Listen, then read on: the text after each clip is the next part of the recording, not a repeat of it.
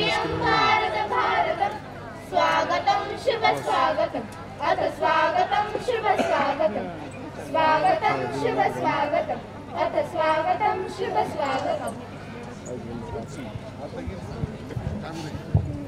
We are honored to have Mr. Sachin Usha Vilas Joshi as the chief guest. We are extremely happy to welcome you, sir, and all the parents on the behalf of entire Late Ushadhya Deshmukh English Medium School to this special day where you all will be witness of our students' achievement and many more brilliant performances. We are glad about your presence. या कुंडेंत तुषार हार धवला, या शुभ्र वस्त्रांवृता, या वीणावर दंड मंडित करा, या श्वेत पद्मासना, या ब्रह्मांच्युत शंकर प्रभुतीविन दैवे सदा वंदिता, सामान पातु सरस्वती भगवती, निशेष गाड्या पहा, निशेष गाड्या पहा. To make this evening a blessed one, invoke Goddess Saraswati by enlightening the lamp of knowledge and wisdom. For seeking the choicest blessing for the same, I invite our principal, Mr. Yogesh Deshmukh, our director, Mr. Vishnu More, and president, Mrs. Nilima More, and all the dignitaries to accompany our highly admirable chief guest, Mr. Sachin Usha Vilas Joshi sir, to inaugurate today's program by enlightening the lamp.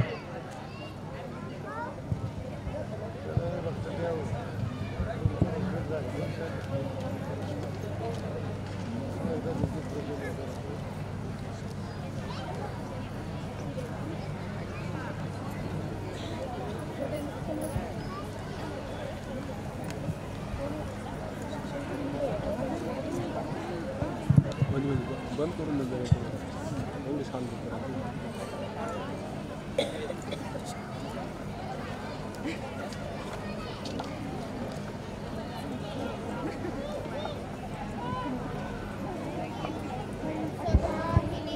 सरस्वतीच्या पदकमली रमते, माझे मन पावन होते, माझे मन पावन होते. वीणा हाती मंजुळ वादन, श्वेत कमल हे मंगल आसन. वीणा हाती मंजुळ वादन, श्वेत कमल हे मंगल आसन. राजहंस तव राजसभाहन, घे वंदन माते, माझे मन पावन होते, माझे मन पावन होते. मूर्ती साजरी नयन मनोहर, धवल वस्त्र किती शोभे सुंदर. मूर्ती साजरी नयन मनोहर, धवल वस्त्र किती शोभे सुंदर. चंद्र हिलाजे उदादंबर, भारावून जाते, माझे मन पावन होते, माझे मन पावन होते, माझे मन पावन होते. For Mr. Sachin Usha Vilas Joshi sir. Light is a symbol of brightness and prosperity. As sunlight expels the darkness, brightness brings in our life happiness and prosperity. I request to the principal, Mr. Yogesh Deshmukh, to say few words about today's chief guest, Mr. Sachin Usha Vilas Joshi sir. Thank you. Good evening. आज मातृभाषेमध्येच बोलूया, सरांची permission घेऊन. सरांचं ओळख करून द्यायची म्हणजे झाले तर सरांचं नाव सचिन उषा विलास जोशी, एस्पालेर हेरिटेज स्कूलचे फाउंडर. अतिशय हुशार व्यक्तिमत्व आणि वेगळं नेहमी एक गोष्ट वेगळ्या प्रकारे करायचा एक प्रयोग त्यांच्या स्कूलमध्ये नेहमी होत असतो. आता नुकतंच महाराष्ट्र शासनाच्या सुंदर शाळा अभियानामध्ये सरांना 51 लाखाचं रोख बक्षीस मिळालं. त्याबद्दल पुन्हा एकदा सरांचे अभिनंदन. सरांची शाळा फारच सुंदर आहे. सरांच्या शाळेपेक्षा सरांचे विचार फार सुंदर आहे.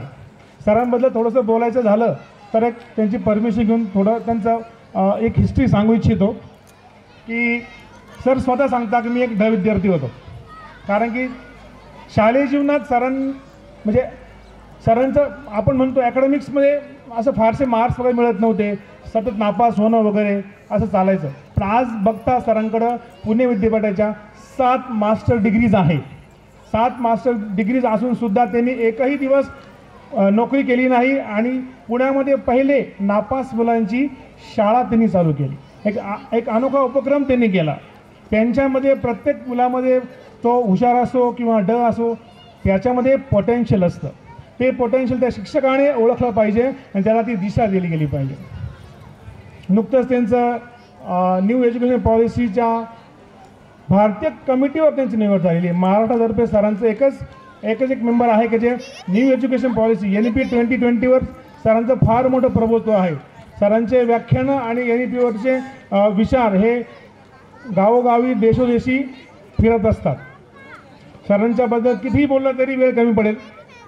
आज आपला प्रोग्राम जो आहे आपण सर्व श्रोते सरांना ऐकण्यासाठी आलं त्याबद्दल मी सर्वांचे आभार मानतो. आणि जीवनेश्वर सामाजिक सेवा संस्था आणि स्वर्गीय उषाताई देशमुख इंग्लिश मीडियम स्कूलतर्फे मी सरांचं हार्दिक स्वागत करतो. आणि जास्त वेळ न दवडता I over to mister Joshi sir.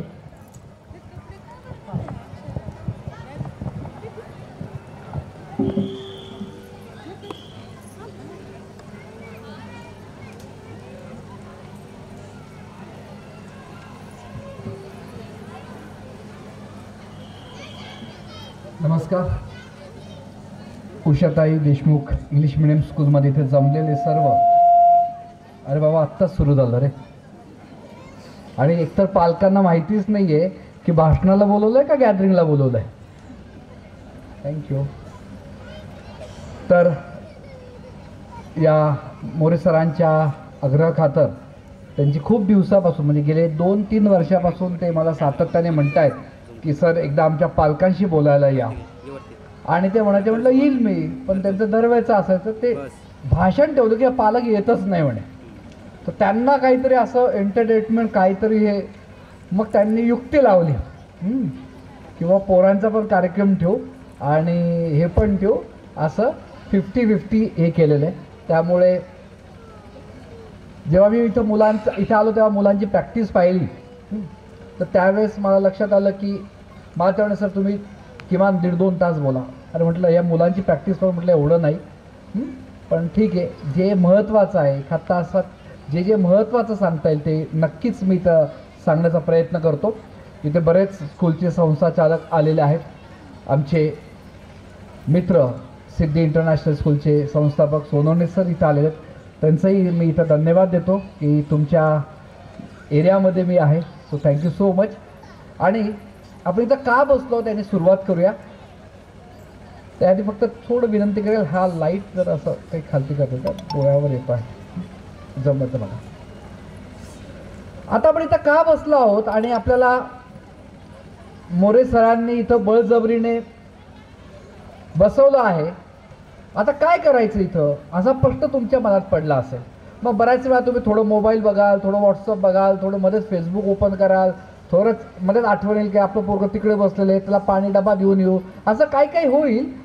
तर ते होऊ नये म्हणून इथं आपण का बसलो एका छोट्या कवितेत मी सांगतो, म्हणजे आपल्याला लक्षात येईल की इथं माझं या खुर्चीवर बसण्याचं उद्देश काय आहे. बघा, होतो जेव्हा घरात जन्म एका बालकाचा, बालक म्हणजे मुलगा मुलगी जी काय, होतो जेव्हा घरात जन्म एका बालकाचा तेव्हाच होतो एक जन्म अजून तुमच्यातलाही पालकाचा. रूप तुम्ही प्रतिरूप तो, प्रतिबिंबातला तुमचा एक बिंब तो, तुमच्याच कृतीसोबत प्रतिकृती त्याची, तुमच्याच व्यक्तिमत्वात ती पाहते प्रतिमा तिची. तुम्ही जशात तसे तो घडत जाईल, बरोबर की नाही. म्हणूनच सांगतो घडवा तुम्ही स्वतःला. बघा इथं बसण्याचा उद्देश काय, आपल्याला स्वतःला घडवायचं आहे पालक म्हणून. म्हणून सांगतो घडवा तुम्ही स्वतःला, स्वतःबरोबरच तुमच्या आणि त्याच्याही भविष्याला. आज तुम्ही ठरवा उद्या वेळ येणार नाही, काली असाच गेला हे कोणी सांगणार नाही. माझं आणि तुमचं असंच एक नातं आहे, माझं आणि तुमचं असंच एक नातं आहे, जसं तुमच्या जीवाशी तुमचं हिरवगार पातं आहे. एकच सांगा नक्की तुम्ही कोणासाठी जगता, एकच सांगा तुम्ही नक्की कोणासाठी जगता, आनंदी कुटुंबाचं स्वप्न नक्की कोणासाठी पाहता. खरं सांगा सचिन मध्ये तुमचा जीव दिसतो ना. सचिन म्हणजे सचिन तेंडुलकर, मी नाही. खरं सांगा सचिन मध्ये तुमचा जीव दिसतो ना. आणि सानियाच्या काय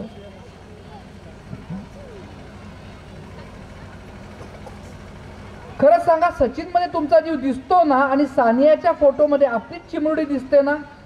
माहिती आहे मला, आता तुम्हाला तुमचंच मूल दिसलं असेल म्हणून सांगतो, त्यासाठी थोडं तुम्हाला बदलावं लागेल. खूप नाही मागत मी, थोडा त्याला वेळ द्या. खेळेल, रडेल, त्रासही देईल, तरी त्याला वेळ द्या. पुढचं वाक्य फार महत्वाचं, आणि ज्याच्यासाठी आपण इथं बसलो आहोत. चांगलं दाखवा, चांगलं शिकवा, चांगलं ऐकवा त्याला तुम्ही, पण त्याआधी खरंच सांगतो, चांगलंच वागा घरात तुम्ही. कारण की तुम्ही जसे आहात तसाच तो घडत जाईल. तुमच्या प्रत्येक चुकातून तो नकळत बिघडत जाईल. म्हणूनच तुम्हाला घडायचंय, तुमच्या व्यक्तिमत्वाला घडायचंय. मी तर दुवा तुमचा आपल्याला या नव्या पिढीला घडवायचंय. त्यामुळे इथं बसण्याचा उद्देश जो आहे ते म्हणजे आपल्या मुलांना आपण कसं घडवलं पाहिजे त्यासाठी आहे. त्यामुळे इथं आजी आजोबा आलेले आहेत. बाबांची संख्या खूप कमी आहे, आईची संख्या ही जास्त आहे. ज्यांचं लग्न नाही झालं ते नुसतेच बसले, ते 4-5 मुलं तेही गप्पा मारतायत. पण तुम्हालाही मुलं होतील, त्यामुळे लक्ष द्या, नाहीतर मग तुम्ही तिकडे थांबा, म्हणजे माझं जरा कॉन्सन्ट्रेशन व्यवस्थित होईल. आता मला तुम्हाला एक प्रश्न विचारायचा आहे की समजा एखादी कंपनी, आपण असं समजा तिथं भरपूर इथं ना 2-3 कंपन्या लागल्या, बऱ्याच कंपनीमध्ये तुम्ही कामाला असाल. तुमचा बॉस आहे, जो कोणी तुमचा बॉस आहे, आणि तुमच्या कंपनीने एखादं प्रोडक्ट लॉन्च केलं, एखादं वस्तू किंवा एखादं नवीन बियाणं बनवलं आणि सांगितलं हे मार्केटमध्ये विक. आणि मार्केटमध्ये विकायला गेल्यानंतर ती वस्तू विकलीच गेली नाही, महिना झाला, 2 महिने झाले, तर काय केलं जातं? तुमचा बॉस लगेच मीटिंग भरवेल. त्या मीटिंगमध्ये, त्या केबिनमध्ये सर्वांना बसवेल आणि सांगेल की बाबा ही वस्तू का बरं आपली विकली गेली नाही, का फेल झालं, फेल व्हायचं कारण विचारलं जाईल. अहो इथं आया बसलेल्या आहेत. आता दिवाळी जेव्हा येते, त्या दिवाळीमध्ये साधी आपली चकली खराब झाली तर आपण काय करतो? लखमापूरवरनं सटाण्याला किंवा खेडगावला किंवा दिंडोरीला कॉल जातो मावशीला, का गं तुझी चकली कशी कुरकुरीत झाली, माझी चकली कशी नरम पडली. म्हणजे एक चकली खराब झाली तर तुम्ही दिवसभर चर्चा करतात, एक प्रोडक्ट फेल गेलं तर कंपनीमध्ये महिनाभर चर्चा केली जाते. मग तुमच्या घरामध्ये एक मुलगा आहे, एक मुलगी आहे, ते एक प्रकारचं चालतं बोलतं एक प्रोडक्ट आहे, आणि त्याने भविष्यामध्ये काय केलं पाहिजे, त्याला कसं वाढवलं पाहिजे, या संदर्भात साधी मीटिंग काय, पालकांना बोलवण्यासाठी इथं कार्यक्रम ठेवावे लागतात, पण तुम्ही काही चर्चा करत नाही. आपण समजून घेतलं पाहिजे आपण का मागे आहोत, त्याच्या मागची काय कारण आहेत. लक्षात ठेवा, बीजाचं रूपांतर बोनसायमध्ये करायचं. बोनसाय करतं सगळे शेतकरी आहेत, छोटंसं रोपटं जे मोठं होऊ शकत नाही, त्या बियाचं रूपांतर बोनसायमध्ये करायचं का महावृक्षात करायचं, तुम्हाला आज ठरवायचं आहे. तुमच्या मुलाला, तुमच्या मुलीला वाघ बनवायचं का शेळी बनवायचं, तुम्हाला आज ठरवायचं आहे. आणि जर वाघ बनवायचं असेल किंवा महावृक्ष करायचा असेल तर पालक म्हणून, आई वडील म्हणून माझी जबाबदारी काय? फक्त शाळेमध्ये ॲडमिशन घेतली, फी भरली, कंसात कधी कधी वेळेवरती फी येत नाही, तो मुद्दा वेगळा, पण मी फक्त फी भरली आणि शाळेत टाकलं म्हणजे माझी जबाबदारी संपली. याच्याने मुलं घडत नाही. मग मुलं घडवण्यासाठी काय केलं पाहिजे, याच्यासाठी आज या शाळेने खास हा कार्यक्रम ठेवलेला आहे. आता बरेच लहान मुलं आहे मी पाहतो जे छोट्या गटात असतात, बालवाडीत, नर्सरी, ज्युनियर KG. त्या मुलांच्या गप्पा ऐकलात का तुम्ही? आमच्या मोरे सरांना विचारा, पोरं काय म्हणतात, माझे बाबा आहेत ना, माझे बाबा स्पायडरमॅन आहेत, काय माझे बाबा सुपरमॅन आहेत, मग आता छोटा भीम वगैरे असे बरेच त्यांचे कार्टून होतात. आणि 10वीचे या शाळेचे 6 किती सर मोरे सर 6 हे पासआउट झाले ना, 6 बॅचेस, सगळे अबोव 90%. तर 10वीच्या मुलांना जर विचारलं तुझे बाबा कसे आहेत रे, तर म्हणतात माझे बाबा हिटलर आहेत. म्हणजे एका सुपरमॅनचा हिटलर कसा काय होतो? आई अभ्यास सुरू कशी करते, हे माझ्या गोण्या आहे, माझ्या सोन्या, अरे बस ना, आता परीक्षा आलेली आहे, पहिलीला आहे की नाही, सोन्या गोण्याने सुरू होतो. 10वीला आल्यानंतर अरे गाढवा, कळत नाही का तुला? हा जो सोन्याचा गाढवा होतो, सुपरमॅनचा हिटलर होतो, याची प्रोसेस काय ही समजलं तर आपल्या पालकत्व कळेल. तुम्ही सर्वांनी डोंबारीचा खेळ बघितला असेल, बरोबर की नाही? डोंबारीच्या खेळामध्ये ती मुलगी त्या दोरीवरनं अशी जात असते, ती खाली पडली तर तिला लागू शकतं, तिचा पाय फ्रॅक्चर होऊ शकतो, तिला इजा होऊ शकते, पण ती आत्मविश्वासाने जात असते, कारण की तिला एक आवाज येत असतो. मग तो आवाज असतो ढोलकीचा आवाज असतो. आणि ते ढोलकी वाजवणारं दुसरं तिसरं कोणी नसतं, एकतर त्या मुलीची आई असते किंवा वडील असतात. आणि तो ढोलकीचा आवाज त्या मुलीला सांगत असतो, बाळ तू पडणार नाही, तुला लागणार नाही, तू आत्मविश्वासाने या दोरीवरनं जा. आणि ती कॉन्फिडेंटली ती जात असते. खाली पडलं तर पाय फ्रॅक्चर होऊ शकतो, पण ती जाते, कारण की ढोलकी वाजवणारा आवाज तिला प्रेरणा देत असतो. मला इथे जमलेल्या लखमापूरमधल्या सर्व आईबाबांना हाच प्रश्न विचारायचा आहे की तुमच्या ढोलकीचा आवाज तुमच्या मुलांच्या कानापर्यंत जातोय का? का तुम्हाला माहितीच नाही ढोलकी कशी वाजवायची, मुलांना कसं मोटिवेट करायचं असतं? काय आपला समाज आईचे खूप गोडवे गातो. एका ठिकाणी मी वाचलो होतो, आई म्हणजे काय, जगामध्ये देव सगळीकडे येऊ शकत नाही म्हणून आईची निर्मिती केली आहे. आईची व्याख्या भाषणात कशी केली जाते, आ म्हणजे आत्मा आणि ई म्हणजे ईश्वर म्हणजे आई. पण वस्तुस्थितीत फॅक्ट खरं तसं आहे का? विचार तुमच्या मनाला. मोबाईलमध्ये अडकलेली आई वस्तुस्थिती तशी आहे का? नाही. रॉयटर सारख्या जगप्रसिद्ध वृत्त संस्थेचे निष्कर्ष सांगतात. मला फक्त मागे इथं थोडं शांतता दे, इकडे जरा थोडी शांतता द्या इथं. तर रॉयटर ही जगप्रसिद्ध वृत्त संस्था आहे आणि ती सांगते की भारत म्हणजे लहान मुलांच्या दृष्टीने धोकादायक देश. बघा, भारत म्हणजे लहान मुलांच्या दृष्टीने अत्यंत धोकादायक देश. धोकादायक देशच्या यादीमध्ये सोनवणे सर आपला 6वा क्रमांक लागतो. पहिला क्रमांक आहे सुदान, मग Uganda, Congo, Iraq, Somalia, Afghanistan आणि त्याच्यानंतर आपण येतो. मग कुठे गेला? आ म्हणजे आत्मा, ये म्हणजे ईश्वर. कारण की भारतामध्ये बाप होणं सोपं आहे, वडील होणं अवघड आहे. भारतात आई होणं सोपं आहे, आई पण येणं अवघड आहे. आणि जोपर्यंत तुमच्यामध्ये आई पण येत नाही आणि बापाचं वडील होत नाही तोपर्यंत हे आपल्यावर लागलेलं जे काही दूषित आहे ते पुसून जाणार नाही. मी तुम्हाला 3च उदाहरणं दिली, 3 महान व्यक्ती आणि त्यांच्या मागे बघा कसं आई काय करू शकते, वडील काय करू शकतात. पहिलं उदाहरण दिलं ते म्हणजे अब्राहम लिंकन यांचं. त्यांना सावत्राई होती, पण सावत्राईने इतकं प्रेम केलं की सख्या आईने सुद्धा प्रेम केलं नसतं. खेड्यात राहणारा मुलगा, अतिशय खेड्यामध्ये, अतिशय गरिबीमध्ये, घरामध्ये लाईट नव्हता, दिवा नसायचा, म्हणून अब्राहम शाळेमध्ये गेल्यानंतर त्याला दिवसभर तो कामं करायचा आणि रात्री वाचायला त्याला वाचायची आवड होती. घरात लाईट नव्हता, त्यावेळेस तो आईला म्हणायचा, आई चूल मोठी कर. तेव्हा आई म्हणाले, अरे चूल जर मोठी केली, चूल जर वाढवली तर त्या चुलाच्या प्रकाशामध्ये तो मुलगा अभ्यास करायचा. आणि मला चूल जर मोठी केली तर जो कढईमधला वरचा पदार्थ असेल, जो काही खाऊ असेल तो करपून जाईल. तेव्हा हा मुलगा म्हणायचा, पण आई ज्ञाना अभावी तुझ्या मुलाचं आयुष्य करपून जाईल, त्याचं काय? त्यानंतर आई म्हणे, ठीक आहे, वरती काही स्वयंपाक झाला नाही तरी चालेल, पण आई रात्रभर ती चूल पेटवायची. आणि त्यासाठी, कारण की तो सगळा थंड प्रदेश असतो, त्यासाठी ती जंगलात जायची. जंगलात जाऊन ती लाकडं तोडायची, हाताला फोड येऊपर्यंत लाकडं तोडायची, कारण की माझ्या मुलाला अभ्यास करायचा आहे.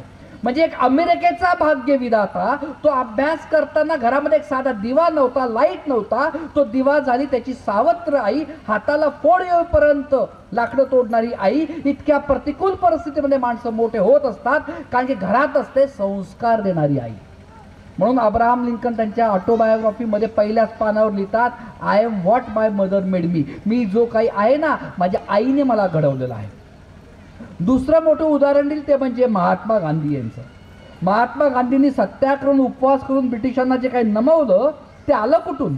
आई हे वैष्णव कुटुंबाची होती, ती खूप व्रत पूजा करायची. लहान असताना हा मोहन फार जवळून बघायचा की कधी कधी चंद्रोदय व्हायचा नाही. जसं आता बघा कुठे चंद्र दिसत नाहीये, चंद्रोदय व्हायचा नाही आणि त्यामुळे तो उपवास सोडू शकायची नाही. तेव्हा मोहनला वाईट वाटायचं, काही सकाळपासून जेवली नाही, उपवास केलाय. आईलाकडे यायचा हा मोहन आणि म्हणायचा, आई थोडं खाऊन घे, गुपचूप खाऊन घे, मी कोणाला काही सांगणार नाही, तो भूक लागली असेल.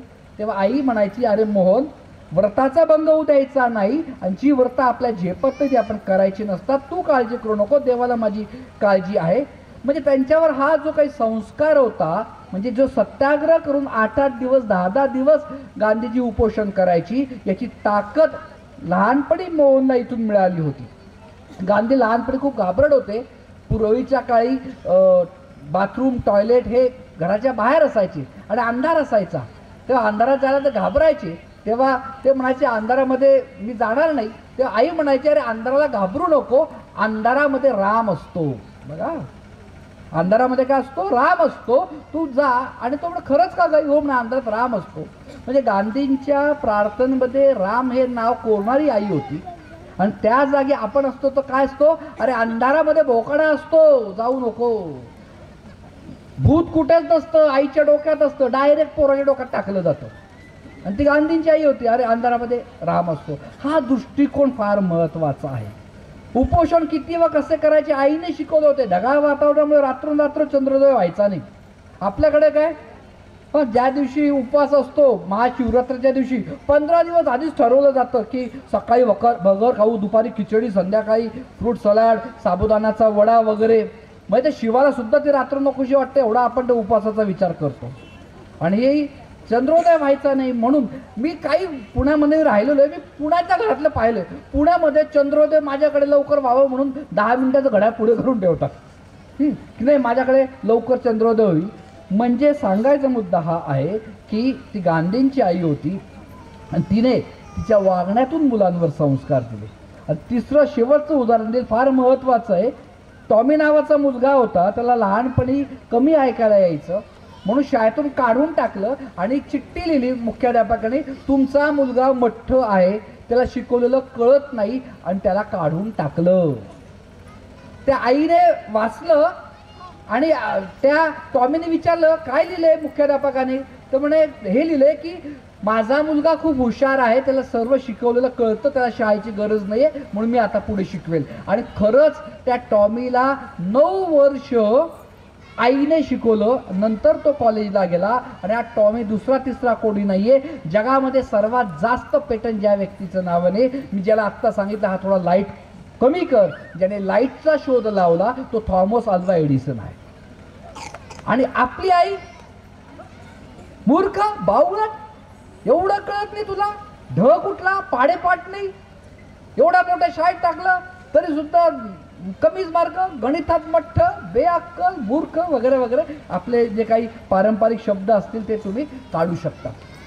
हा दृष्टिकोन जोपर्यंत तुम्ही बदलत नाही, काय की टॉमी असेल किंवा गांधीजी असतील, अब्राहम लिंकन असेल, कितीतरी उदाहरणं देता येईल. यांनी काय केलं, यांनी मुलांमध्ये मुलामुलींमध्ये एक प्रेरणा जागवली. याला म्हणतात ढोलकीचा आवाज कानापर्यंत पोहोचवणं. पण आपण काय करतो, मी कितीतरी ठिकाणी बघितलंय की काय एक तर घरातले संस्कार फार महत्त्वाचे असतात, पण आपण संस्कार कसे घालत असतो. बघा गंमत बघा, आता एखादं मूल समजा एकदम लहान मुलगा, आता एकदम ज्याने कडेवर घेतलेलं मांडीवर आहे, जे आत्ताशी चालायला लागलेलं असं बाळ असेल समजा, ते चालता चालता धपकन खाली पडलं तर आपण काय म्हणतो, हां उंदीर पळाला, तो बोकाड पसरतो, ते पडलं पांगुळगडाच्या मध्ये चालता चालता आपण काढतो, हाट रे हाट रे हाट रे, मारलं बघ मी, मारलं, हाट रे रडू नको, मारलं मी याला. बरोबर, हे घराघरात होतं किंवा उंदीर पळायला थोडंसं सोफिस्टिकेटेड असं. हां आता ते मुलाला चांगलं कळत असतं किंवा त्या मुलीला की मी माझ्या चुकीमुळे पडलेली आहे आणि आपण ते उंदरावर किंवा त्या याच्यावर कशावर ढकललं, तो याच मानसिकतेने मोठा होत असतो आणि मग त्याच्या आयुष्यात ज्या काही चुका होतील तो नेहमी दुसऱ्यांवर ढकलतो, स्वतःवर कधी घेतच नाही. मी अभ्यास केलाच होता, सरांनीच पेपर आवड तपासला पासून ते आपल्या आयुष्यातल्या चुका आपण दुसऱ्यांवर ढकलतो, कारण की लहानपणी आईने या पद्धतीने वागवलं असतं. आणि हाच मग थोडासा मोठा झाल्यानंतर समजा कॉलेजला गेला, प्रेमात पडला, न विचारताच प्रेमात पडला, कारण आपल्याकडे विचारून प्रेमात पडण्याची पद्धत नाहीये. न विचारताच प्रेमात पडला आणि त्याला कळलं की या मुलीचं माझ्यावर प्रेम नाहीये. फार याचा एक तर देवदास होतो, फार दारूमध्ये स्वतःला हे करून घेतो किंवा तो चाकू घेऊन तिच्या मागे लागतो, बोल का हवं इथे वगैरे वगैरे. कारण की नकारात्मक संस्कार या पद्धतीने नाहीचे त्या मुलाच्या मनावर आईने या पद्धतीने टाकले असतात. समजा याच पद्धतीने पण घटना वेगळ्या पद्धतीने हाताळली असते आईने, तर समजा तो मुलगा किंवा ती मुलगी चालता चालता धपकन खाली पडलेली आहे, ॲटलिस्ट त्या आईला माहिती आहे की मोठ्यांचे राग लहान पोरावर काढायचे नसतात. सासूचे राग मुलांवर काढायचे नसतं, एवढं तरी तिला माहिती असलं तर खूप झालं. ओके. आणि त्या रडणाऱ्या मुलाला कडेवर घेतलेलं आहे, त्याला रंगीबेरंगी फुलं झाडं दाखवलेले आहेत, पक्षी बिक्षी दाखवलेत, त्याचं लक्ष दुसरीकडे डायव्हर्ट केलेलं आहे. आणि ज्या कारणामुळे तो रडत होता, म्हणजे तो सायकल चालवताना पडला असेल समजा याच्यातून, ती गोष्ट पुन्हा करायला सांगते आहे आणि त्या पद्धतीने तो पुन्हा शिकला आहे. मग यांनी काय होतं, यांनी हा होतो की आयुष्यामध्ये कितीही अडथळे आले तरी अडथळ्यांवर मात करता येते, हा संस्कार आई टाकत असते. त्यामुळे तुमचं वागणं बोलणं हे फार महत्त्वाचं असतं, हे समजून घ्या. मग हा मोठा ऑफिसर जरी झाला किंवा हा मोठा, हाही सुद्धा कॉलेजला गेला, हाही प्रेमात पडला, याचा प्रेमभंग झाला, त्याचा कधी प्रेमभंग होत नाही, वाईट वाटतं, पण तो लगेच आपला अँटेना दुसरीकडे फिरवतो, जा दिल्या घरी सुकिरा म्हणून पुढे कामाला लागतो. कारण की घरामधनं आई वडिलांनी, आजी आजोबांनी कळत न कळत संस्कार दिलेले असतात. साने गुरुजींनी लिहिलं आहे की माझ्या आईने कधीच म्हटलं नाही की श्याम तू मोठा ऑफिसर हो, मोठा शेतकरी हो, मोठा बॅरिस्टर हो, डॉक्टर हो, कधीच म्हटलं नाही. श्याम तू सर्वांचा आवडीचा हो. साने गुरुजी म्हणतात की मला मोठ्यापणे कळालं की सर्वांचा आवडीचं होणं फार किती महत्त्वाचं असतं. आपण म्हणतो वर्गात पहिल्या क्रमांकाने पास हो, पण तू वर्गात चांगला विद्यार्थी बन, असा आशीर्वाद आपण देतो का? पालकांनो, पाणी जसं जमिनीमध्ये झिरपतं आणि झाडांची मुळं ते पाणी शोषून घेतात, तसंच संस्कारांचं असतं. आई वडिलांच्या वागण्यातून मुलांमध्ये संस्कार जात असतात. असं काही संस्कार वर्ग चल ये तुला मी संस्कार टाकते असं नसतं. तुमचं वागणं म्हणजे संस्कार आहे. नीट समजू घ्या, तुमचं घरातलं वागणं म्हणजे संस्कार आहे. आपण घरात कसे बोलतो, कसं वागतो, कसं राहतो हे स्वतःला विचारा. आपलं व्यक्तिमत्वच उजळलेलं नसेल, आपणच लेमळट बावळट सारखे वागत असू, आपणच 2-5 शिव्या सातत्याने देत असू, घरीसुद्धा वडील बिंदास असे तम्मा काय चालू आहे रे बाबा हे करत असेल, तर आपण आपल्या मुलांकडनं काही वेगळी अपेक्षा करण्यात काही हे होणार नाही. आपलं वागणंच हे असतं. पण आपण मुलांना कसं वागवतो? आपण मुलांना चुपबाई संस्कृतीत वाढवतो. चुपबाई संस्कृती म्हणजे काय? कोणी टीचर असेल तर बरं, चिमुकले खूप बोलत आहेत, कारण काय इकडून मागून जनरेटरचा आवाज, इकडून मुलांचा, अर्ध्यांच्या मुंड्या इकडेच आहेत की इकडे काय चालू आईंचं. हां, मी इथं किती हातवारे करू तरी अशीच आहे, तिकडे काय चालू आहे, तर एकदा सांगून तर तिकडे काय चालू आहे आईंना. तुमचा जीव तिकडे आहे, पण तो जीवाला चांगलं कसं घडवायचं म्हणून मी जीव तोडून तुम्हाला सांगतो आहे, तर थोडं जरा इकडे लक्ष द्या.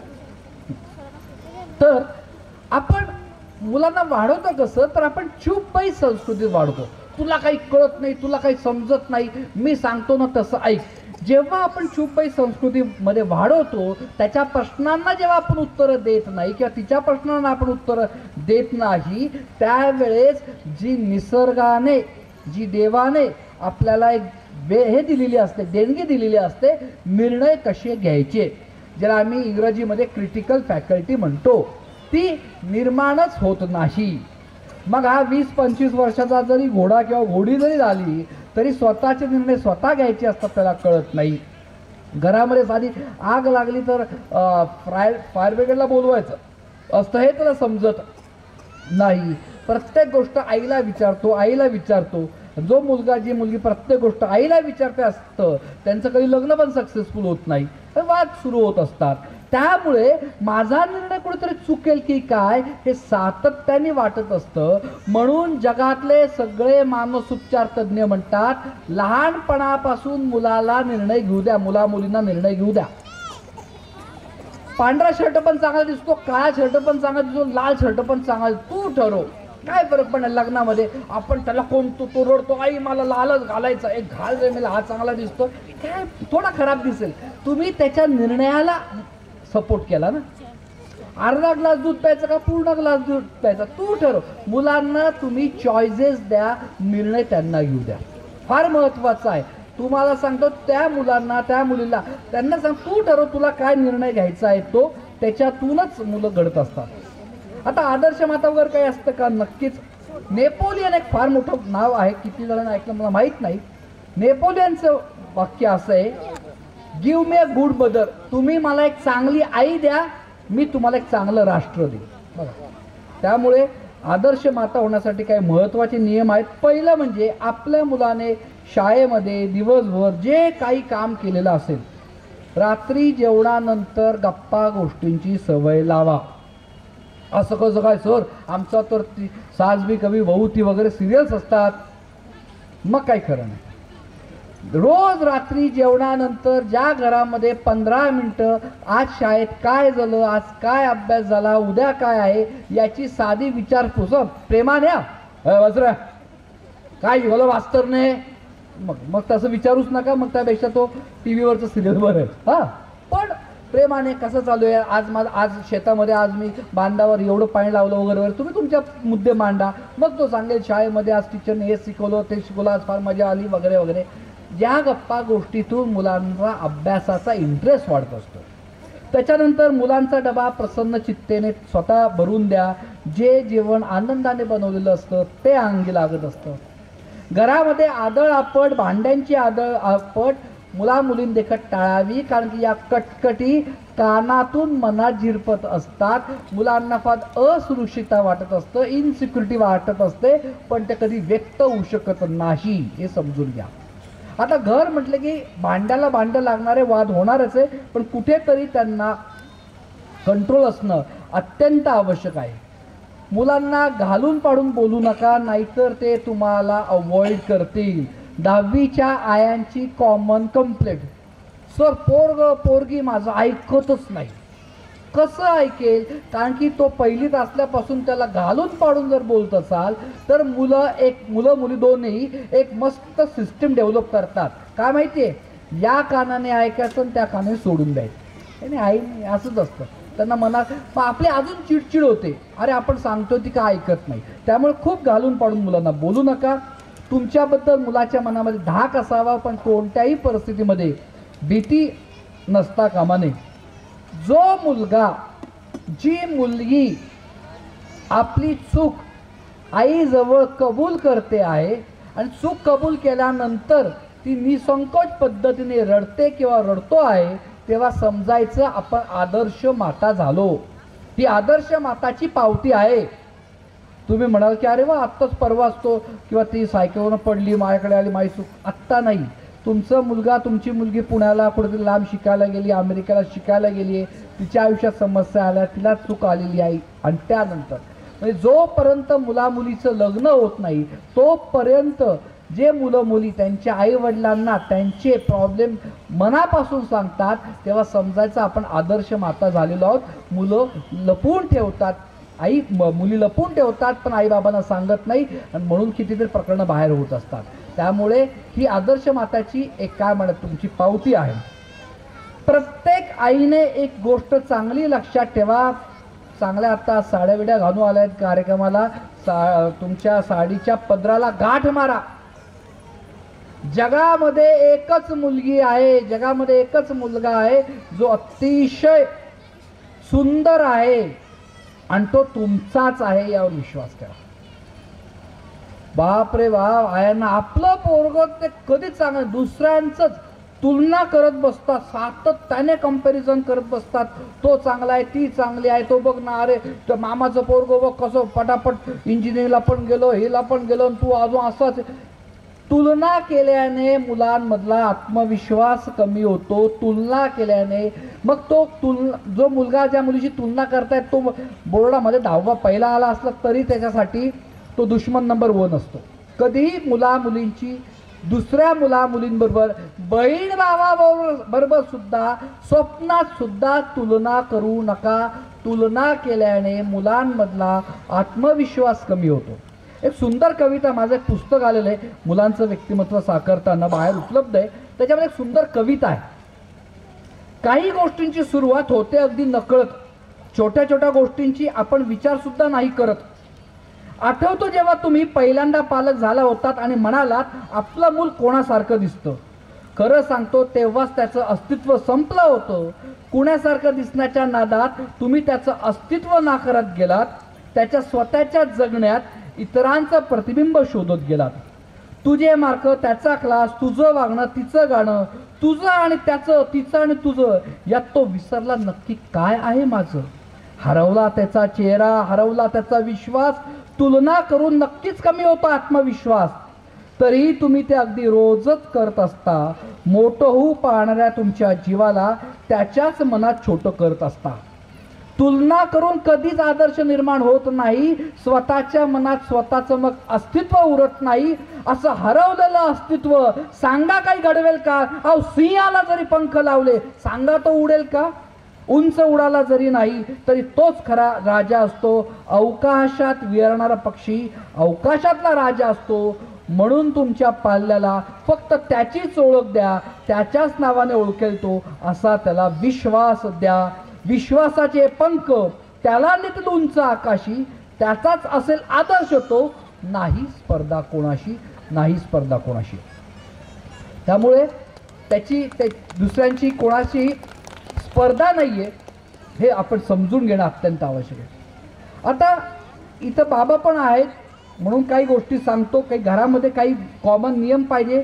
पहिला नियम आपण करा, घरामध्ये मुलं असताना पैशांवरनं वाद नको. काय नाही चालत. ते बदल झालाय, परिस्थिती बदलली आहे. आत्ताचा काळ वेगळा आहे, आधीचा काळ वेगळा होता. तुम्ही आमच्या वडिलांनी कुठे असे व्याख्याने ठेवले होते का मोरे सर? आमच्या वडिलांनी असे मग व्याख्यान ठेवलं, आमच्या शाळेने काहीच ठेवलं नाही. मग तुम्ही असं काय उखडलं आहे की तुम्ही असे काय दिवे लावलेत? इथंच ना. मुलांना जर काही वेगळं घडवायचं असेल तर तुमचे विचार जोपर्यंत तुम्ही बदलवत नाहीत आणि ते विचार मुलांपर्यंत पोहोचवत नाहीत ना, तोपर्यंत मुलांमधनं घडत नाही. सामान्यातून असामान्य घडवायचं काम तुम्हाला करता यायला पाहिजे आणि ते होऊ शकतं. आणि म्हणून आज या शाळेने पहिल्यांदा मी लखमापूरमध्ये इथं आलेलो आहे आणि इथं व्याख्यान मी इथं तुमच्यासमोर देत आहे. सो घरात मुलं असताना खरंच पैशांवरनं भांडू नका, कारण की मुलांना फार असुरक्षितता वाटतं. त्यानंतर जे काही इथं 20% बाबा बसलेले आहेत त्यांना सांगा असं वाटतं, ज्या घरामध्ये पती आपल्या पत्नीला आदराने वागवतोय, आपल्या बायकोच्या मताला किंमत देतोय, ते घरातलं मुलं सुद्धा मोठ्यापणी त्यांच्या पती पत्नींना आदराने वागवतात. पती पत्नी म्हणजे काय? आई वडील वागतात त्यालाच पती पत्नी म्हणतात. लहानपणापासून तर लग्न होईपर्यंत तो किंवा ती पाहत असतो आई वडील कसे वागतात. आई वडील वागणं म्हणजे पती पत्नी. त्यामुळे तुम्ही जर तुमच्या पत्नीला आदराने वागत नसेल किंवा व्हायसे वर्षा पत्नी आपल्या पतीला आदराने वागवत नसतील, त्यांच्या किमतीला नाही यांना काही कळतच नाही, असं चार चौघात जर तुम्ही बोलत असाल तर आपण कुठेतरी मुलांवर संस्कार टाकताना चुकतो आहोत हे समजून घ्या. त्यामुळे घरामध्ये तुम्ही एकमेकांना सन्मान देणं, पती पत्नीचा सन्मान, तुमच्यात प्रेम भरपूर आहे, प्रेम व्यक्त व्हायला पाहिजे. आत्ताचा विषय नाही पण व्यक्ताचं किती महत्त्वाचं आहे मी तुम्हाला सांगतो. इथं जमलेले जे काही बाबा आहेत त्यांनी आज घरी जाऊन करा. असंच माझं एकदा कोल्हापूरला भाषण होतं, तिथं मी सांगितलं की व्यक्त व्हा. हां, आणि ते झाल्यानंतर म्हणजे तुमच्या भावना सांगा किंवा आपण आपल्या पत्नीवर प्रेम करत असतो, बोलल्याशिवाय कळत नसतं. तर एक 4-5 महिन्यानंतर एक दुसऱ्या एका कार्यक्रमामध्ये एक लेडीज माझ्याकडे आली आणि आल्यानंतर वयस्कर होती, ऑलमोस्ट आजीच होती, 60-65 वर्षाची. आल्यानंतर ती रडायला लागली, भळाभळा रडायला लागली. मला काही कळलं नाही का बरं रडते. ती म्हणे अहो तुम्ही काय ते दिवशी काय सांगितलं माहीत ते म्हणे, आणि आमचे हे आले म्हणे तुमचं भाषण ऐकून. म्हटलं बरं. तो म्हणे आल्यानंतर म्हणे अगं मा तू अशी बोलायचं आहे. म्हटलं बोला. नाही म्हणे मुलं बिलं झोपू द्या, नातवंड झोपू दे, मग बोलतो. मला प्रश्न पडला काय बोलायचं. मग ते म्हणाले रात्री मला सांगायला लागले, अगं म्हणे तू माझ्याबरोबर इतक्या वर्षापासून संसार करते आहे म्हणे. मी आधी वकील झालो, वकिली चालली नाही, मग मी शेती घेतली, शेती विकली, मग त्याच्यानंतर 3 बिझनेस केले. माझ्या सर्व प्रॉब्लेममध्ये तू नेहमी होती. एक गोष्ट तुला सांगायची राहूनच गेली, ती म्हणजे की माझं तुझ्यावर खूप प्रेम आहे. म्हणजे साहेब जेव्हापासून माझे हे बोलले, मला माहिती माझ्या नवऱ्याचं माझ्या प्रेम म्हणण्यात इतक्या वर्ष संसार टिकलाच नसता, पण साहेब हे बोलल्याशिवाय कळतं का. म्हटलं बरोबर आहे, बोललेच नाही. त्यामुळे भावना व्यक्त करणं फार आवश्यक आहे. त्यामुळे तुम्ही आज तुमच्या पत्नीला मनापासून सांगा, एकट्याच सांगा, आज नाही तो उद्या सांगा, पण आपल्या भावना व्यक्त केला की तो संसार हा अधिक उत्तम पद्धतीने होत असतो. त्यामुळे बोलणं फार आवश्यक असतं. त्याच्यानंतर सांगायचं हे आहे की आजकाल आपण खूप मुलांना नकारात्मक बोलत असतो, नालायक, हलकट, वात्रट, मूर्ख, कळत नाही का वगैरे वगैरे. मी मगाच तुम्हाला सांगितलं आपण मुलांना जे समजतो ते स्वतः तसे समजत असतात. आय एम रिपीटिंग, मी पुन्हा सांगतोय, आपण मुलांना जे समजतो ते स्वतःला तसे समजत असतात. त्यामुळे आपण कधीही मुलांना नकारात्मक बोलायचं नाही, तर ते स्वतः मूर्ख समजतील, बावळट समजतील. आता परीक्षा आली की एक आईने विचारलं, बोलला का परीक्षेमध्ये? मी म्हटलं बोललो. नशीब, नाही तर हा बोलतच नाही. आता जर तुम्ही त्याच्यासमोर म्हणत असाल हा बोलतच नाही, हा मूर्ख आहे, हा लाजोळा आहे, तर तो तसाच घडत जाईल. त्यामुळे कधीही मुलांना नाही म्हणायचं नसतं, नकारात्मक बोलायचं नसतं. ओके. आता आई टी व्हीला हात लावू का, आई हे करू का, आई मी हे काही नाही, ए वेड्या हात लावू नको, ए वेड्या तिकडे जाऊ नको, ए फाटकावर जाऊ नको, ए रस्त्यावर जाऊ नको, जसं संपूर्ण जगच वाईट आहे असं करू नका. याने त्याच्यामध्ये जो करण्याचा आत्मविश्वास आहे तो निघून जातो. मी असंच एकदा एका गावी गेलो होतो, असेच उन्हाचे दिवस होते आणि छोटंसं घर होतं. ते त्यांनी सरबत केलं होतं वाटतं, आणि त्या पोरगा आलं आणि आईला म्हणे, आई आई मी या काचेच्या ग्लासमध्ये सरबत नेतो. आई लगेच म्हणाली, आवाज ऐकू आला कारण की छोटंसं घर होतं. आई लगेच म्हणते, ए वेड्यात ठेवते काचेच्या ग्लासमध्ये, फोडून ठेवशील. आता त्याला सांग ना, तू एक काम कर, स्टीलच्या ग्लासमध्ये पाणी दे. स्टीलच्या ग्लासमध्ये पाणी दिलं ना, तुला मी काचेच्या ग्लासमध्ये अलाउड करेल. तो जसं काय दिल्ली जिंकला तसं सांगतो, आई मी आता स्टीलच्या ग्लासमध्ये पाणी दिलं, आता मला काचेच्या ग्लासमध्ये सरबत अलाउड कर. पालकांना नीट समजून घ्या, तो किंवा ती काचेच्या ग्लासमध्ये नेते का स्टीलच्या ग्लासमध्ये पाणी नेते हे महत्त्वाचं नाही आहे. महत्त्वाचं हे आहे की त्याला जे जे करावं असं वाटलं ते त्यांनी केलं, नुसतंच केलं नाही, आत्मविश्वासाने केलं. त्यामुळे हे फार महत्त्वाचं आहे. त्यांना काम करू द्या. आणि कधीही आपण मुलांना खूप धोक्यांपासून वाचवतो, खूप धोके. हां, सातत्याने हे करू नको, ते करू नको. दादा धर्माधिकारी मोठे फिलॉसॉफर होऊन गेले. ते नेहमी म्हणायचे की भारतीय आया खूप महान आया आहेत. प्रत्येक आईला वाटतं की शिवाजीसारखा वीर पुरुष जन्मला पाहिजे, पण तो शेजारच्या घरात. भगतसिंग जन्मला पाहिजे, पण शेजारच्या घरात नाही बाबा, ते तलवार वगैरे चालू लागलं बिगलं नाही, माझं पोरगं एकदम इंटॅक्ट. असं नाही चालू शकत. मुलांना काही कॅल्क्युलेटेड रिस्क घेऊ द्या. आता तुम्ही म्हणाल मग याचा अर्थ मुलांना नाहीच म्हणायचं नाही का हो सर? नाही, असं नाही म्हणते मी.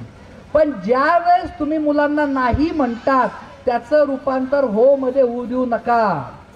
काय होतं, संध्याकाळची वेळ असते, तुम्ही कुठेतरी लखमा फाट्यावर जातात, पोरगं म्हणतं बाबा बाबा मला आईस्क्रीम पाहिजे, थंडीचे दिवस आईस्क्रीम नाही खायचं. तो नाही, आपण नाही म्हटलं, नाही मला आईस्क्रीम पाहिजे, मग तो हट्ट करतो, मग तो लोळतो, हां नाही मला पाहिजे. आपण काय म्हणतो, ठीक आहे हे घे पैसे जा, पण तमाशा करू नको.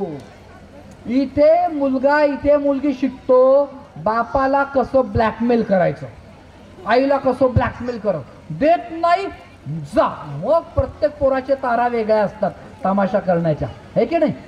तर तुम्ही त्यांना सांगा, नाही म्हणजे नाहीच असतं. तो बघेल एकदा दोनदा आणि मनात फिक्स केलं, अरे शक्यतो आई किंवा बाबा आपल्याला नाही म्हणत नाही, पण जेव्हा नाही म्हणते तेव्हा नाहीचं रूपांतर कधी हो मध्ये होत नसतं, ते नाहीच असतं. मग मारायचं का मुलांना? मारल्याने पण काही चांगले परिणाम होत नाही. मग तुम्ही म्हणाल आम्ही पोरांना शिक्षा द्यायची कशी? एकतर तुम्ही बिचारा टीचरला शिक्षा देऊ देत नाही. सर्वात जास्त उत्तम संस्कार जर चांगले घालू शकतात तर आमचे टीचर आहेत. पण तुम्ही टीचरला त्यांना रागवायची परमिशनच देत नाही. हां, मी कितीतरी आजकाल तर काय तर म्हणे व्हिडिओ करेल, हे करेल, ते करेल.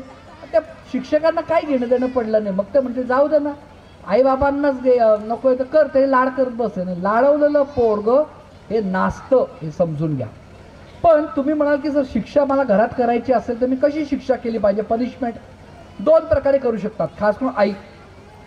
समजा ही गोष्ट करायची आहे पण ते करत नसेल तर म्हणा की जा, तू हे केलं नाही ना मी बोलणार नाही. तो म्हणे ठीक आहे नको बोलू. ते मुलगा ती मुलगी बघेल, सकाळ झाली आई बोलली नाही, रात्र झाली आई बोलली नाही, वाटते ते ॲडजस्टमेंट करते आणि त्याला मनापासून वाटत असतं की आईने बोललो पाहिजे आणि तो ऐकतो. किंवा प्रसंग महत्त्वाचा आहे, सिरियस आहे, तुम्ही म्हणा की ओके मी जेवणार नाही, त्याला नका उपाशी ठेवू. तो म्हणे ठीक आहे तूच उपाशी राहशील. पण तो बघेल आई सकाळ झाली जेवली नाही आहे, दुपार झाली जेवली नाही, रात्र होत आली तरी आई जेवली नाही. मुलगा वाटेल ते ॲडजस्टमेंट करतो कारण की त्याला मनापासून वाटत असतं की आईने जेवलं पाहिजे. तर या पण करू शकतात, पण हे क्वचित करायचं बरं का. नाहीतर काही झालं की जा मी बोलणार नाही, जा मी जेवणार नाही, तर तो इफेक्ट पण येणार नाही. आणि पोरगं बाहेर गेल्यानंतर शाळेत जाणं गुपचूप जेवू नका, या भावनिक शिक्षा आहे, नाहीतर त्याचा काही इफेक्ट होणार नाही. मुद्दा हा आहे, चुकीच्या वर्तनाबद्दल नापसंती आणि चांगल्या वर्तनाबद्दल शाबासकी हे देणं गरजेचं आहे. त्यामुळे मुलांना घडवताना तुम्ही चांगलं वातावरण द्या, चांगलं प्रेमाने त्याला घडवा.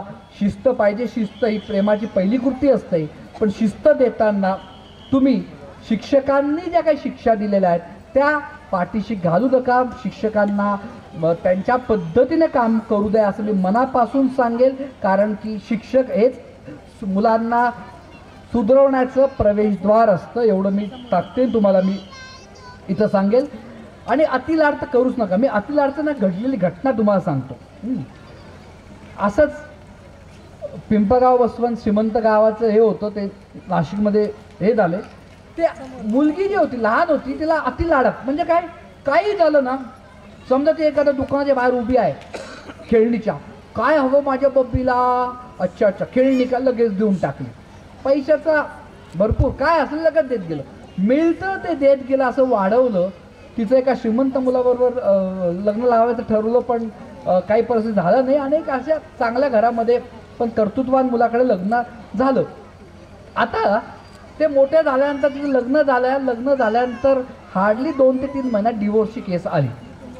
त्याचं जेव्हा ॲनालिसिस केलं तर असंच झालं की ही नवऱ्याचा पगार आला की पहिला पगार आल्या आल्या ती लगेच 8 दिवसात सगळा उडून टाकायची, ह्या वस्तू घ्यायची आणि मग बॅलन्स सेवा जायचं. नवरा एक एवढंच बोलला की अगं पैसा जरा खर्चून व्यवस्थित कर. आणि ते लगेच वाद झाला. मग त्याच्या सासूबाईचा म्हणजे त्या मुलीच्या आईचा फोन आला, जावई बापू तुम्हाला जर पगाराव्यतिरिक्त जास्त पैसे लागत असतील तर आमच्याकडनं घ्या, पण आमच्या मुलीला काही कमी पडू देऊ नका. हे एक वाक्य. आता हा मुलगा होता कर्तृत्ववान, याने हुंडा नाही घेतला, काही नाही घेतला तो म्हणे, आणि ते डिवोर्सपर्यंत गेलं. म्हणजे अति लाडाने असं होतं की मला नाही म्हणण्याची सवयच नसते. त्यामुळे कधी मुलांना अति लाडामध्ये वाढवू नका. ओके, हे फार महत्त्वाचं आहे. मी मगाच सांगितलं की बाप होणं सोपं आहे, वडील होणं अवघड आहे. त्यामुळे शिस्त तुम्ही देऊ शकतात, पण इतकी देऊ नका की मुलं चूक झाली की अजिबात वडिलांना सांगणार नाही. वडिलांनी मुलांना वाढवताना एक गोष्ट केली पाहिजे, ती म्हणजे लवचं स्पेलिंग बदललं पाहिजे. तुम्हाला हे काय सांगतात, आता इंग्लिश मिडियम स्कूल आहे, तुम्हाला ॲटलिस्ट लवचं स्पेलिंग येत असेल. काय लवचं स्पेलिंग सांगा बघू, काय लवचं स्पेलिंग? एल बोला की लास्ट काय, LOVE बरोबर. पण वडिलांनी लवचं स्पेलिंग मुलांसाठी बदलून टाका, TIME करा. काय करा? TIME, time.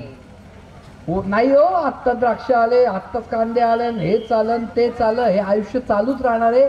जर पिढ्यानपिढ्या हेच करायचं असेल तर लवचं स्पेलिंग LOVE ठेवा. पण जर तुम्हाला तुमचं घरातलं वातावरण पुढच्या पिढीला अजून काहीतरी करायचं असेल तर TIME, टाईम करा. मुलांना वाढवताना पैसे लागत नाही, आई वडिलांचा वेळ लागतो. एक क्वालिटी वेळ द्या, चांगले संस्कार द्या, चांगल्या गप्पा मारा, त्याच्याचे मन मोकळे बोला. माझ्या वडील काहीच बोलले नाही, मी नुसते असं करून चालत नाही. जमाना बदललेला आहे. आता मुलांच्या भावना व्यक्त समजणं हे आई वडिलांना फार महत्त्वाचं असतं. त्यामुळे ही गोष्ट सर्वात महत्त्वाची. आणि मी मगाच सांगितलं ते म्हणजे प्रत्येक वडील आपल्या आईसाठी करू शकतो, ते म्हणजे आपल्याच मुलाच्या मुलीच्या आईवर प्रेम करा. तो हे काय सांगतायस, पण आजकाल ज्या पद्धतीने व्हॉट्सअप आल्यापासून जेवढे एक्स्ट्रामॅच्युअर अफेअर सुरू झालेले आहेत, तर मी नेहमी सांगतो की आपल्याच मुलाच्या आईवर प्रेम करा. आपला मुलगा आपली मुलगी आपल्याकडे रोल मॉडेल पाहते, आदर्श पाहते. त्यामुळे मुलांदेखत दारू सिगरेट पिऊ नका. मी मुलांदेखत बोललोय, प्यायची की नाही प्यायची प्रत्येक माणसाचा अधिकार आहे. प्रत्येक माणसाला खड्ड्यात पडण्याचा अधिकार असतो, तो त्यांनी निवडावा. पण मुलांदेखत करू नका असं मी अतिशय मोठ्या याच्याने सांगेन. आपल्या मुलावर विश्वास टाका, आपल्या मुलीवर विश्वास टाका, पण त्याला पत्ताही लागणार नाही अशा त्याच्या मित्रमैत्रिणीवर नजर ठेवा. जर तुमचं मुलगं 7वी 8वी 9वीला असेल, 7वी ते 12वीच्या रेंजमध्ये असेल, तर तुमच्या मुलींचे मित्र कोण आहेत हे तुम्हाला खडानखडा माहिती असणं अत्यंत आवश्यक आहे. सो हे सर्व महत्त्वाचे मुद्दे मी तुम्हाला सांगितले.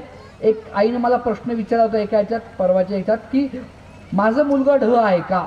मग माझी ओळख करताना पण त्यांनी तशीच सांगितली की नापासांची शाळा, मी अभ्यासात नव्हतो. खरंच मी अभ्यासामध्ये अतिशय मला 39% पडले. मी नेहमी गणितात नापास व्हायचो, पण पुढे मी चांगलं हे केलं. तर सांगायचा मुद्दा आहे की मुलांची लायकी कधीच मार्कांवर ठरायची नसते. असं ढ वगैरे कोणी नसतं.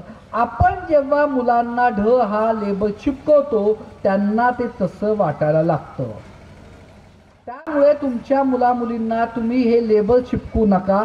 लेबल चिपकवल्यानंतर त्यांना तसं वाटायला लागेल आणि मग ते तसंच घडेल, कारण की आपण जसे विचार करतो तसे घडतो.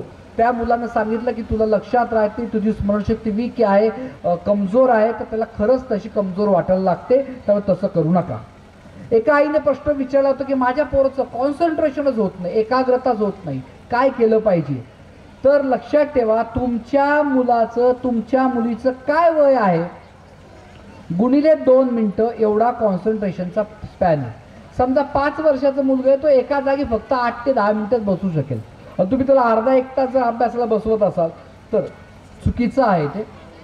त्यामुळे आपल्या मुलाला कॉन्सन्ट्रेशन येण्यासाठी त्याला तुम्ही श्वासाकडे लक्ष दे, श्वासाकडे सोडा, असे 1-1 मिनिटाचं मेडिटेशन तुम्ही देऊ शकतात आणि त्याच्यातून त्यांचं कॉन्सन्ट्रेशन वाढू शकतं.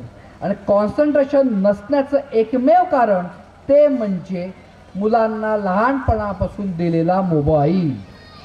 तुमच्या पालकत्वाचा दुश्मन जर कोण असेल तो मोबाईल.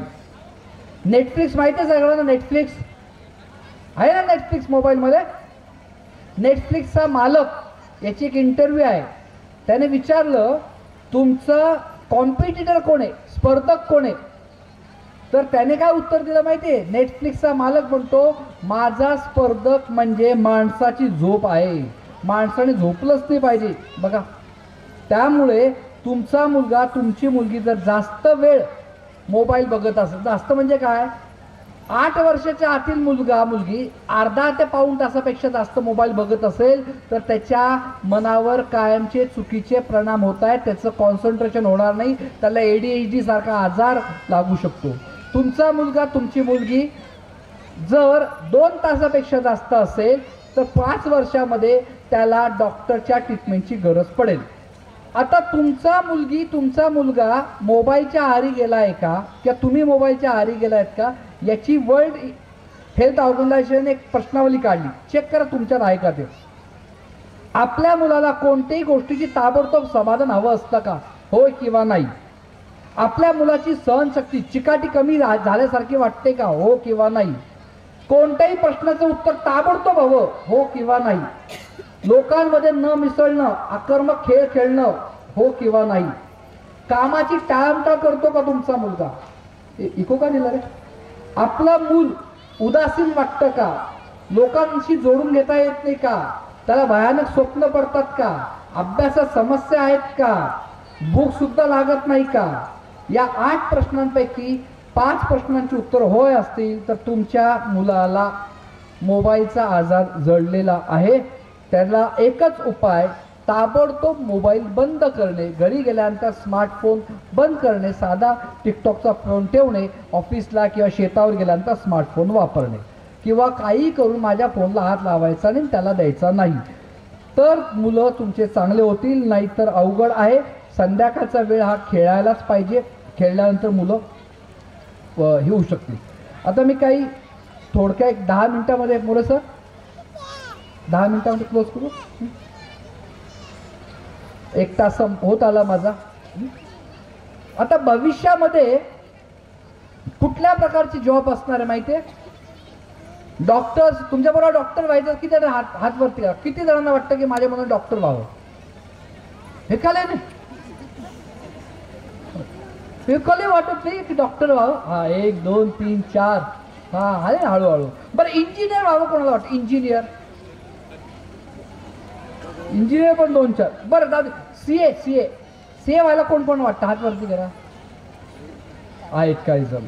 बरं MPSC UPSC IAS office collector व्हायलाच पाहिजे. हा कलेक्टर म्हणले का केवढे हात वरती आले. बरं IIT ला जायला, IIT ला नीट जीट वा भरपूर जण आहेत की. मी तुम्हाला सांगू, तुमचे मुलं जर पहिली दुसरी तिसरी चौथी पाचवीपर्यंत शिकत असतील, याच्यातलं एक पण करिअर पुढच्या 15 वर्षामध्ये नसणार आहे, गरजच नसणार आहे. काही सांगतो असो, डॉक्टर तो लागेल, रोबोट आलेले आहेत, रोबोटच ऑपरेशन करतात, सगळं हे करतात, ChatGPT आलेलं आहे. पुढच्या 15 वर्षामध्ये टेक्नॉलॉजी असे सर्व काही करणार आहेत की काही विचारू नका. शेतीसुद्धा रोबो करणार आहेत. याचे सगळे चायना, तुम्ही फक्त काय करा, गुगलवर चायना फार्मर रोबो असं टाका, तुम्हाला एक धडाधड दिसेल. आमचे टीचर जे आहेत ना, कुठे गेले सोनवणे सर, त्या दिवशी सांगितलं तुम्हाला, टीचर 22 लाखाला रोबो आहे टीचरचा. तुम्ही गुगल करा, 22 लाखाला. आम्ही तर तेच चालू. आता आता आला तेव्हा 22 लाख आहे, 2-5 वर्षामध्ये तो 10 लाख 5 लाखाला येईल. आम्हाला बरं आहे ना, 25-30 हजार रुपयाची सॅलरी द्यायची गरज नाही टीचरला, रोबोच राहील. बरं तो सुट्टी घेणार नाही, काहीच नाही, किती प्रश्न विचारा, सगळं चालू आहे, हे की नाही. त्यामुळे आता जॉब पूर्ण बदलत आहेत. वर्ल्ड इकॉनॉमिक फोरम, मी युरोपियन पार्लमेंटमध्ये भाषण दिले, त्यामुळे तिकडचे सर्व डिटेल्स माझ्याकडे आहेत. वर्ल्ड इकॉनॉमिक फोरमचा रिपोर्ट सांगतो, पुढच्या 15 वर्षामध्ये 65% जॉब असे असणारे जे आज एक्झिस्टिंग. 65 म्हणजे या शाळेमध्ये उषाताई देशमुख इंग्लिश मिडियम स्कूलमध्ये 100 मुलं जर शिकताय, हां, त्याच्यातले 65 पोरं असे नोकरी करणारे जी आज एक्झिस्ट नाहीये. नाही हो सर, ते मुंबई पुण्याच्या पोरांसाठी असेल. आपल्या गावामध्ये खेड्या गावातली गोष्ट मी करतोय, साध्यातल्या साध्या. त्यामुळे मग कुठले जॉब असतील ते म्हणतात की आम्हाला माहिती नाही, पण असे जॉब असतील जिथे रोबो नसतील. पण रोबो नसणारे जॉब कुठले आहेत? स्पोर्ट्स आहे, सायकोलॉजी आहे, फिजिओथेरपी आहे, जिथे रोबोची गरज नसेल तिथं माणूसच लागेल. एंटरटेनमेंट आहे सर्वात मोठी ही या पद्धतीने. त्यामुळे वकील आता एक लागणार नाही, म्हणजे आत्ताच लागत नाही. वकील, आर्किटेक्ट, तुम्ही फक्त साहित्य सांगा, तो आर्किटेक्ट 10 तुम्हाला डिझाईन करून देतो. त्यामुळे मुलांना घडवताना चांगली क्रिएटिव्हिटी, चांगलं बोलणारं त्याला शिकवा. या पद्धतीने तुमचा त्याला विकास करायचा आहे. आणि ती क्रिएटिव्हिटी आणायची असेल तर मुलांना भरपूर चित्र करू द्या, मुलांना अनुभवातून शिक्षण द्या. मुलं जेवढे अनुभवातून शिकतील तेवढा त्यांचा विकास होणार आहे. मुलं जेवढे खेळतील, ग्राउंडवर खेळतील, मोबाईलवर नाही, तेवढा त्या मुलांचा मेंदूचा विकास होणार आहे. सो मेंदूचा विकासावरून मला एक छोटा मुद्दा इथं सांगतो आणि मग मी इथं थांबतो आहे. पहिल्या 12 वर्षामध्ये किती आहे नो, पहिल्या 12 वर्षांमध्ये मुलाच्या मेंदूचा विकास होत असतो. जगातलं कुठलंही मूल असो, आफ्रिकेतला असो किंवा लखमापूरमधला असो, पहिल्या 12 वर्षामध्ये मुलाचा मेंदूचा विकास होतो. मुलाच्या मेंदूच्या पेशींना जेवढा चालना मिळेल तेवढं पोरगं हुशार बनतं. मग चालना कशी मिळते? मुलांनी लहानपणी 12 वर्षापर्यंत 5 सेन्सेस, डोळे, कान, जीभ, त्वचा, हे जे आपले 5 ज्ञानेंद्रिय, याच्यातून जेवढं अनुभवातून शिकेल तेवढं मुलं विकास होत असतात. त्यामुळे मुलांना भरपूर अनुभव द्या. अनुभव द्यायची एक जागा आहे. कोण आई सांगू शकतं? त्याला मी आज हे पुस्तक गिफ्ट करेल. माझं 300 रुपयाचं पुस्तक आहे, 200 रुपयाला आज बाहेर उपलब्ध आहे. हे मी गिफ्ट करेल. घरामध्ये अशी एक जागा आहे जी आई मुलांना शिकवण्यासाठी खूप छान वापरू शकते. कोण सांगेल? तुला मी गिफ्ट करेल. हा, मोठ्याने सांग. काय काय काय बरोबर, मोठे ऐकू देते. किचन, बरोबर. हे घ्या रे, तिला द्या जोरात टाळ्या वाजवते आईसाठी. किचन मधलं कोण आहे? बाळा एक मिनिट, हा द्या तिला हे पुस्तक द्या. किचन मधनं लहान जेवढं पोर असेल त्याला वेगवेगळे इकडे इकडे इकडे आले बघा, हे आले तिकडे, तेव्हा तिकडे आले. हा